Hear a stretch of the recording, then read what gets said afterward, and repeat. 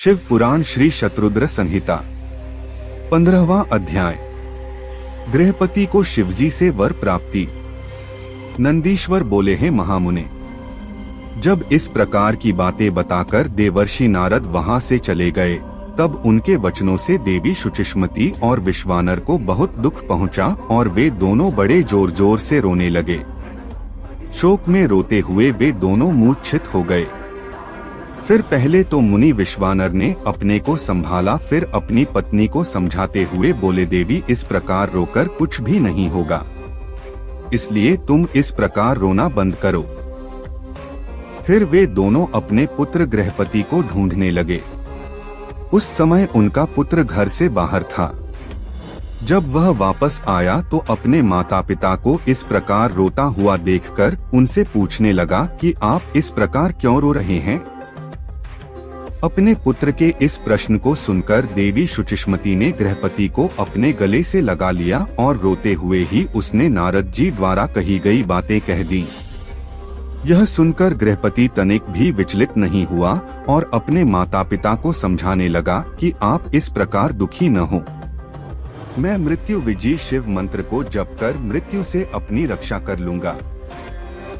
अपने पुत्र की साहसपूर्ण बातें सुनकर माता पिता दोनों बहुत प्रसन्न हुए और बोले कि मृत्युंजय भगवान शिव की आराधना करने से अवश्य ही सारे विघ्न दूर हो जाते हैं।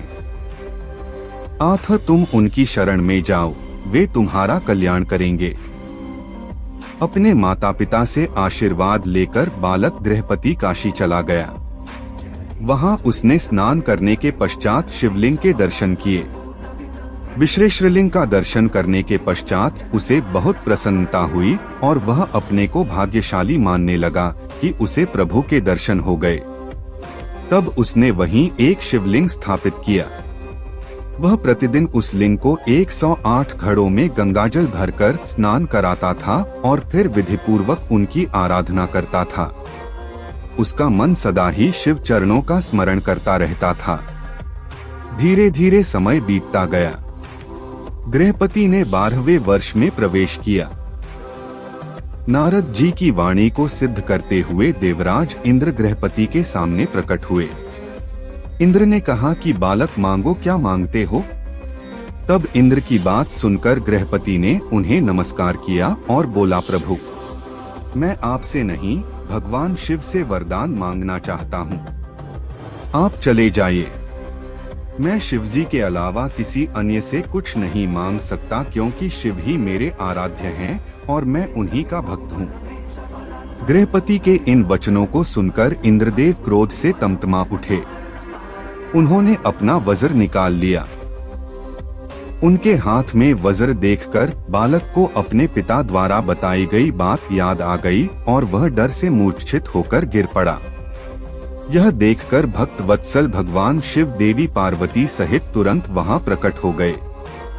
जैसे ही उन्होंने गृहपति को छुआ वह उठ खड़ा हुआ। अपने सामने साक्षात भगवान शिव और माता पार्वती को पाकर वह रोमांचित हो उठा। उनका रूप करोड़ों सूर्य के समान प्रकाशित हो रहा था। इस अद्भुत रूप को देखकर गृहपति मंत्रमुग्ध हो गया और दोनों हाथ जोड़कर देवाधिदेव महादेव जी। तब भक्तवत्सल शिव ने हंसते हुए कहा, हे बालक, मैं तुम्हारी इस उत्तम तपस्या से बहुत प्रसन्न हूँ। मैं तुम्हारी परीक्षा ले रहा था। मैंने ही इंद्र को तुम्हारे पास भेजा था। तुम अपनी परीक्षा में सफल हुए हो। तुम्हें डरने की कोई आवश्यकता नहीं है। तुम्हें कोई नहीं मार सकता। तुम्हारे द्वारा स्थापित किया गया मेरा यह लिंग संसार में अग्निश्रर नाम से विख्यात होगा और इसके तेज के आगे कोई ठहर नहीं पाएगा। यह अग्नि और बिजली से रक्षा करने वाला होगा। इस लिंग की पूजा करने वाले को अकाल मृत्यु का भय नहीं होगा।